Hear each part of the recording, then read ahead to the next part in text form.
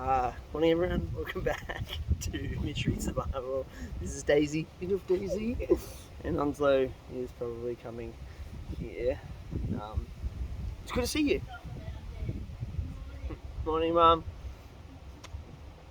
It's my mum. Hope you guys are doing well. We are in Luke's Gospel. This is Luke 19. Very, very famous story. Luke 19. Jesus entered Jericho and was passing through. A man was there by the name of Zacchaeus. He was a chief tax collector and was wealthy. He wanted to see who Jesus was, but because he was short, he could not see over the crowd. So he ran ahead and he climbed up a sycamore fig tree to see him, since Jesus was coming that way. When Jesus reached the spot, he looked up and he saw him. Zacchaeus, come down immediately. I must stay at your house today. So he came down at once and welcomed him gladly. All the people saw this and began to mutter, he's gone to be the guest of a sinner. But Zacchaeus stood up and said to the Lord, look, Lord, here and now I give half my possessions to the poor, and if I've cheated anybody out of anything, I will pay back 4 times the amount. Jesus said to him, today salvation has come to this house, because this man too is a son of Abraham. For the Son of Man came to seek and to save the lost. This story is interesting for so many different reasons. In Sunday school, it's always presented like Zacchaeus was this short man. Like he was tiny.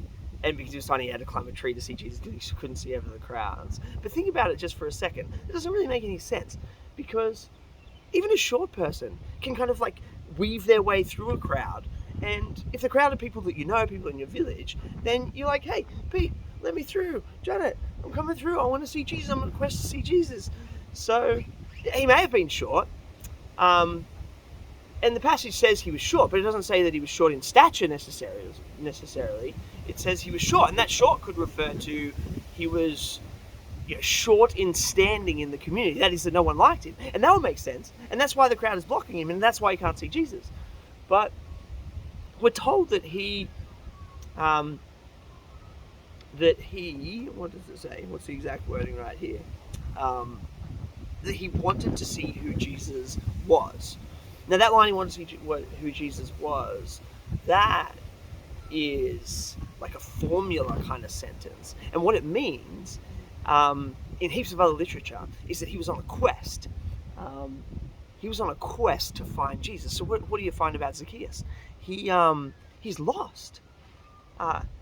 He doesn't know where his life is leading, or he doesn't like where his life is leading. He's lost and he's on a quest. He wants to find himself. He wants to find a path to travel.